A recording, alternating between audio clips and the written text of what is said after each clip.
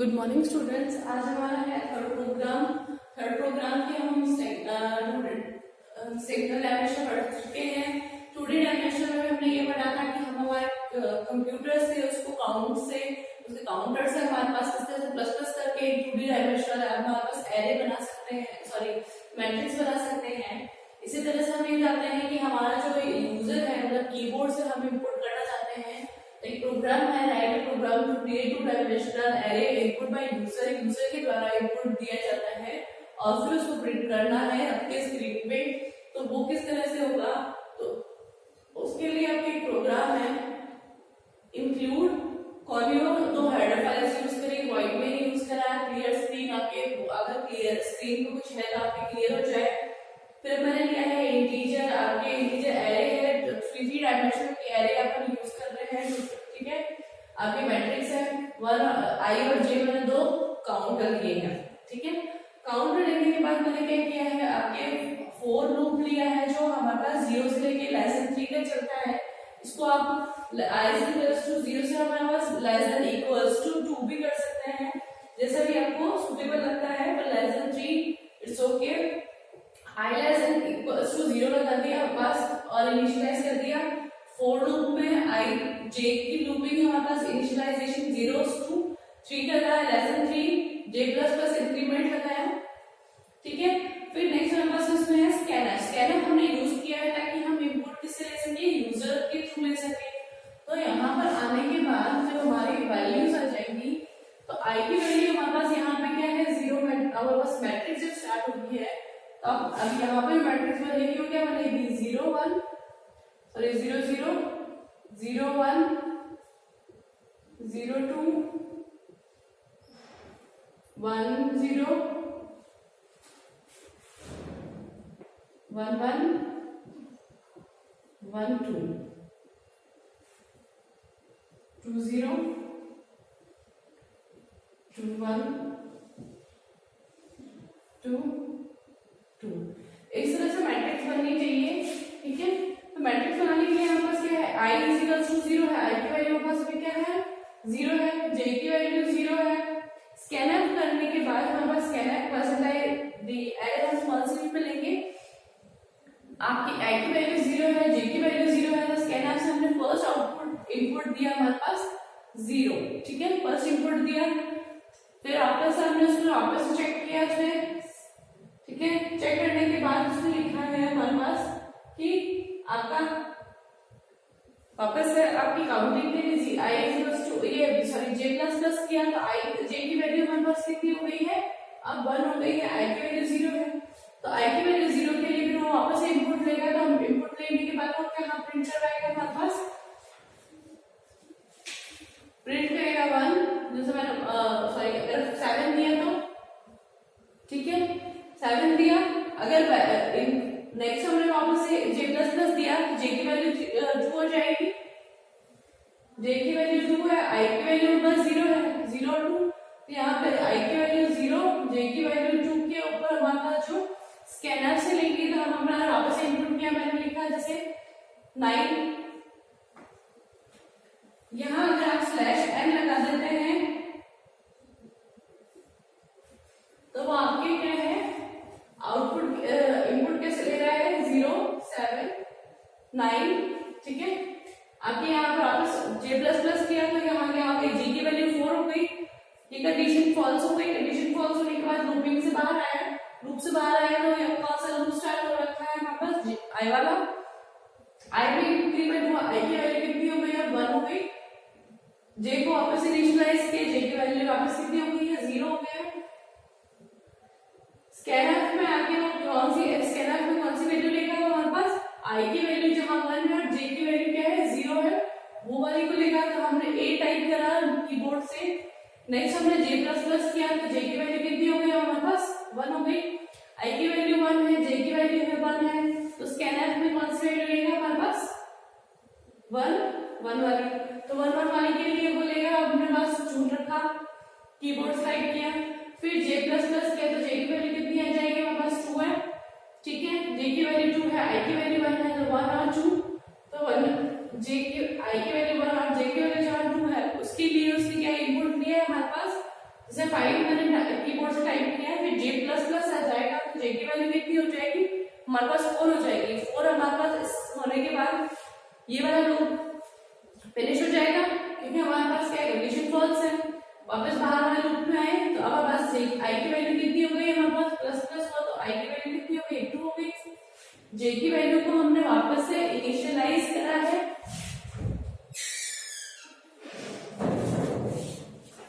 जे की वैल्यू को वापस इनिशियलाइज किया, जे इज इक्वल टू 0 हो गया, ठीक है। जे इज इक्वल टू 0 होने के बाद आपकी जो वैल्यू है वो कौन सी वैल्यू आएगी 2 और 0 की, वो कौन सा स्कैनर है, कौन सी वैल्यू मिलेगा 0 की वैल्यू मिलेगा। जैसे मैंने यहाँ पे कीबोर्ड से वर्ड टाइप किया, अब हमारे पास जे प्लस प्लस होगा, जे की वैल्यू 1 हो गई। यहाँ पे हमारे पास 2:1 की वैल्यू हमारे पास लेगा वो, तो मैंने लिखा है यहाँ पे 4 टाइप करा, ठीक है।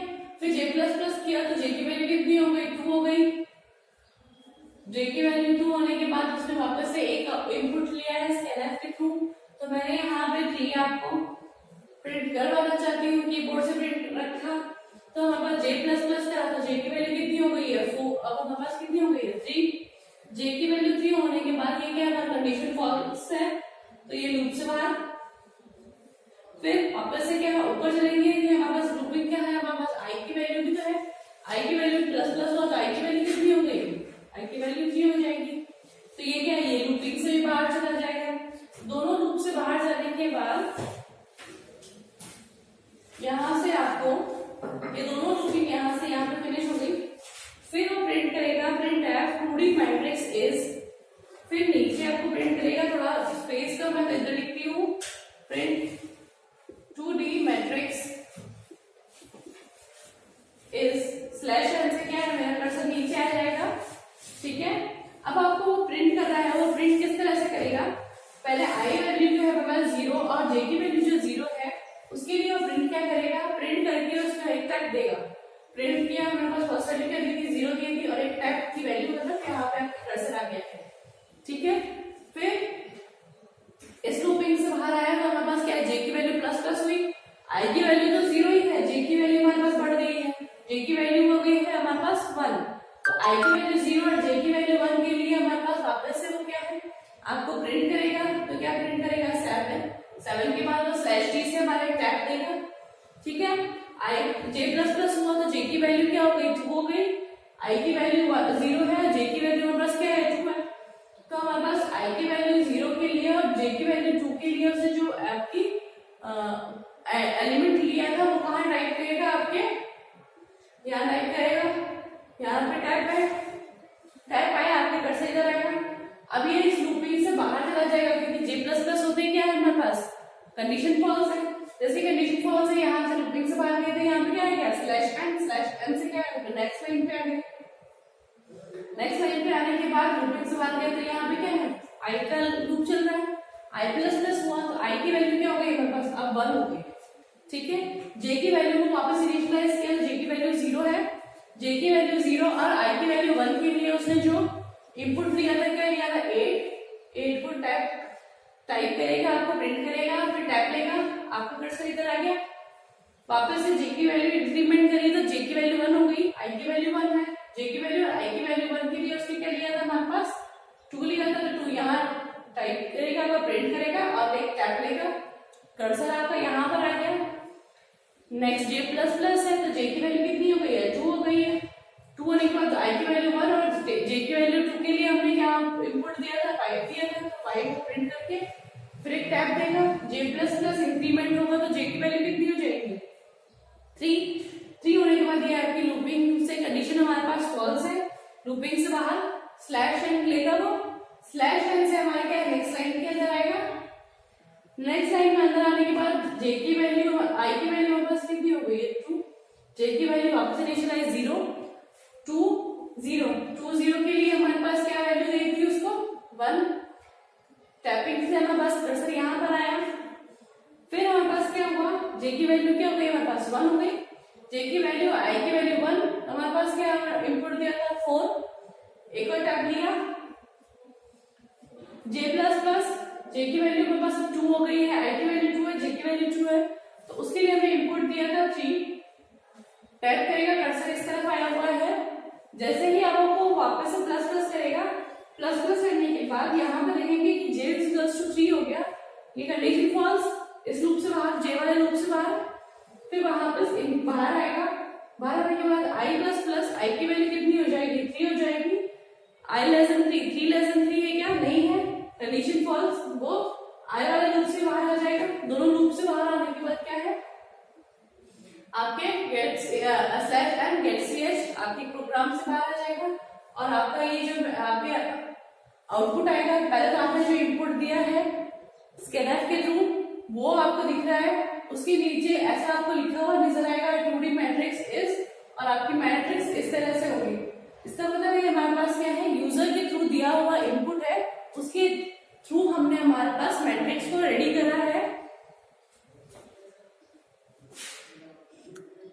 नेक्स्ट प्रोग्राम की तरफ चलते हैं हम। सेकेंड प्रोग्राम है सेकेंड डायमेंशनल एरे के लिए। सेकेंड डायमेंशनल एरे में देखिए हमने है ना यहाँ पे 2 हेडर फाइल्स लेने के बाद मेन में हम गए। मेन में जैसे ये कर्सर जा रहा है वैसे वैसे मैं आपको बता रही हूँ, ठीक है। आपने क्लियर स्क्रीन करा, आपने एक एरे ली है इंटीजर टाइप की जिसमें 3 एलिमेंट्स है, जिसका आपने i और j आपको इनिशियलाइज किया है। 2 लूप चलेंगे, i लूप और j लूप। आपको पता जब मैट्रिक्स बनती है तो आपको i और j की वैल्यू बताई थी। तो यहाँ पे फोर लूप चलाया मैंने पहले, i is equals to 0 to i less than 3 से लेके, और j की वैल्यू भी एज इट इज आपको 3 तक है, ठीक है। लेस देन इक्वल्स टू 3 मत कर देना, क्योंकि अगर लेस देन इक्वल्स टू 3 करेंगे तो वो क्या है, टोटल 4 एलिमेंट्स लेगा, ठीक है। यहाँ पे फिर मैंने क्या है, स्कैनफ दिया है। आपके बुक में स्कैनफ नहीं दे रखा है, मैंने क्या है रन टाइम पे आपको मैं चाहती हूँ कि मैं इंसर्ट करवाऊँ एलिमेंट्स, तो वो स्कैनफ लिया है मैंने प्रोग्राम में, ठीक है। आपके कंपाइल टाइम का नहीं लिया है। यहाँ पे स्कैन किया, मतलब हमने जो भी मैं एरे एलिमेंट्स एंटर करूंगी वो आपको 2D एरे में आपको उसको अरेंज करेगा। जो फ्रेंड मैंने प्रिंट आउट किया 2D एरे इज /n मतलब नेक्स्ट एलिमेंट लाइन से, फिर फोर लूप है i और j का, ठीक है। i और j का लूप आ गया। फिर यहाँ पे नेक्स्ट है हमारे पास, यहाँ पर जैसे प्रिंट एफ है /t मतलब टैब, जो भी मैं प्रिंट करूंगी एरे एलिमेंट्स को, तो जब तक कि हमारे एरे एलिमेंट में यहाँ i और j की जो फर्स्ट जो लाइन कंप्लीट होने वाली है, उसके बाद मुझे क्या है, मतलब इसमें से क्या है, हर एक एलिमेंट्स के बीच में टैप लेना है। फिर जैसे ही हमारा फर्स्ट लूप ये फिनिश होगा, j लूप फिनिश होगा, फिर नेक्स्ट लूप पे हम जब आएंगे तो हमारे पास नेक्स्ट लाइन से शुरू होना चाहिए, तो मैंने क्या है /t से लिया है, ठीक है। फिर गेट ch है, ये नेक्स्ट लाइन के लिए है, ये टैपिंग 3 एलिमेंट्स के बीच में स्पेस है, ठीक है। अब मैं आपको इसको कंपाइल और रन करके बताती हूँ, ठीक है। पहले Alt+F9 प्रेस किया, आपको देखो ये एरर फ्री प्रोग्राम है, ठीक है। आपको वार्निंग्स भी नहीं है और आपके यहाँ पर आपके एरर भी नहीं है, ठीक है। कोई भी एक की प्रेस करेंगे। फिर मैंने क्या है Ctrl+F9 प्रेस किया, आपको कंप्यूटर स्क्रीन दिख रही है, आपको वो एरे एलिमेंट्स को स्टोर करवाने के लिए बोलेगा, ठीक है। अब जैसे मैंने यहाँ टाइप किया एलिमेंट्स 7 6 5 4 3 2 1, ठीक है, 8। तो उसने क्या लिया है सारे मैट्रिक्स में, देखिए मैंने फर्स्ट एलिमेंट जो स्टोर किया था वो 9 यहाँ पर है, 9, फिर टैप लिया उसने, ठीक है, 7, फिर टैप लिया 6, ठीक है। फिर नेक्स्ट लाइन, फिर मैंने बोला था कि जब i वाला लूप चलता है, वो i वाला लूप क्या है, हमारे पास /n लिया था, /n यहाँ मतलब वो नेक्स्ट लाइन में आ गया, ठीक है, नेक्स्ट लाइन में आ गया। फिर j वाला लूप चला 3 टाइम्स, फिर टैपिंग से, और फिर /n आया i वाले लूप के अंदर, फिर ये हमारा थर्ड लाइन कंप्लीट हो टैपिंग के साथ। इस तरह से हमारा क्या है, हमने एक 2D एरे बनाई है, और इसी के साथ हमारा ये 2D एरे वाला 1D एरे मैंने दोनों आपको प्रिंट करके बताई है कि किस तरह से होती है। तो दोनों में मैंने लूप लिया है। आपके बुक में जो 2D एरे दे रखा है वो आपको कंपाइल टाइम के मतलब आपको वो प्रिंट करेगा, जो भी आप 1 2 3 4 5 6 7 8 9 यहाँ तक प्रिंट करेगा, आपसे वो लेता नहीं है, प्रिंट करवाता है कंपाइल टाइम का। मैं चाहती हूँ कि मैंने प्रिंट करवाना है, इसलिए मैंने स्कैनफ लिख के आपको प्रोग्राम बनवाया है, ठीक है।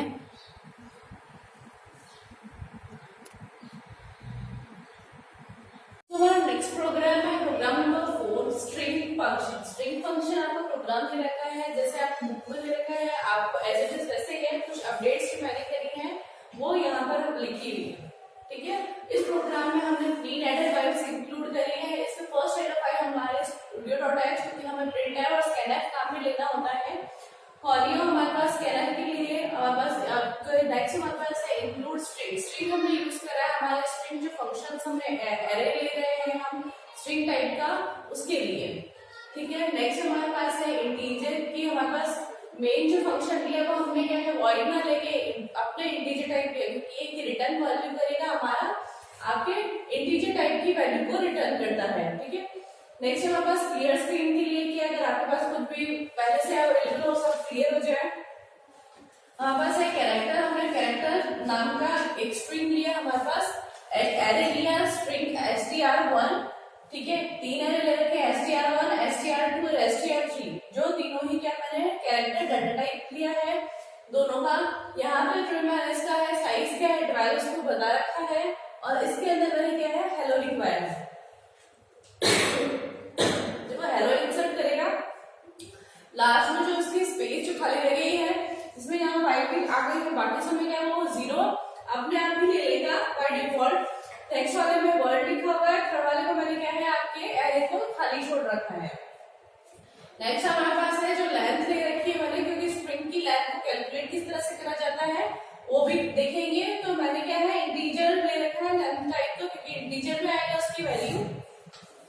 फर्स्ट फंक्शन है हमारे पास इसके अंदर strcpy, क्योंकि हमारा स्ट्रिंग में कुछ फंक्शंस है, आपकी 6 फंक्शन दे रखी है, 3 को बता रही हूँ। strcpy है मतलब स्ट्रिंग को कॉपी करता है, स्ट्रिंग को कॉपी करता है, जो फर्स्ट वाला है वो सेकंड वाले को कॉपी करता है, मतलब स्ट्रिंग जो str1 के अंदर है वो स्ट्रिंग str3 के अंदर कॉपी हो जाएगा।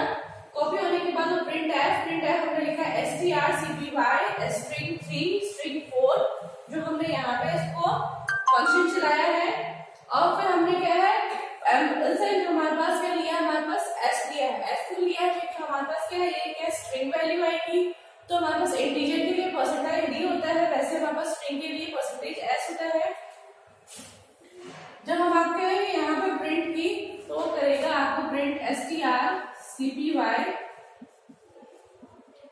str3 str1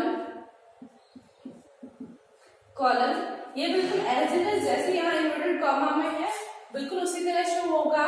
नेक्स्ट हमारे पास उसने कहा है कि आपको स्ट्रिंग कॉपी करिए, तो स्ट्रिंग कॉपी करने के लिए क्या है स्ट्रिंग 1 के अंदर जो थी वो स्ट्रिंग 3 के अंदर आ जाएगी, और वो प्रिंट क्या करवा रहा है हमारे str3 प्रिंट करवा रहा है।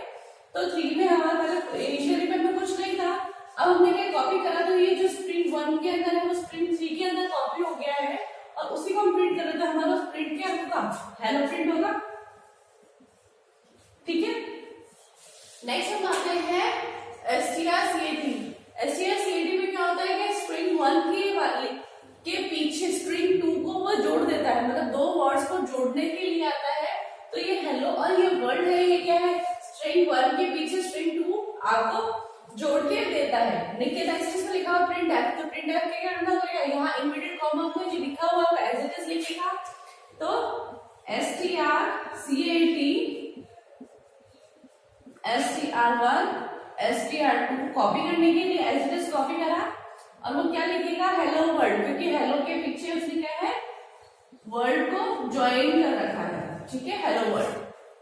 नेक्स्ट इसके अंदर हमारे पास जब कंट्रोल हमारे पास इसमें आएगा तो length is equals to str length, हमारे पास strlen ये क्या होता है किसी भी स्ट्रिंग की लेंथ को पता करने के लिए हमारा एक फंक्शन होता है strlen, और हमारे पास किसकी स्ट्रिंग की लेंथ को फाइंड आउट करना है str1 के अंदर जो लेंथ है हमें वो फाइंड आउट करनी है। ठीक है, तो हमारे पास ये होने के बाद यहाँ प्रिंट करेगा तो स्ट्रिंग लेंथ str1